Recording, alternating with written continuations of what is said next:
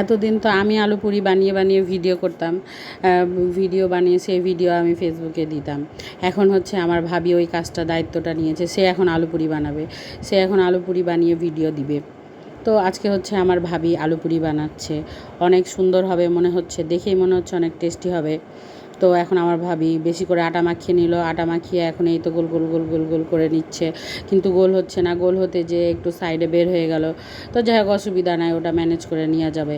তারপরে তো তেল গরম করে, কড়াইয়ের অবস্থা এত সুন্দর কেন তোমার আমি বুঝতে পারলাম না। তোমার ভালো কড়াই থাকতে তুমি কালা কড়াইয়ে কী বলে পুরি ভাজছো।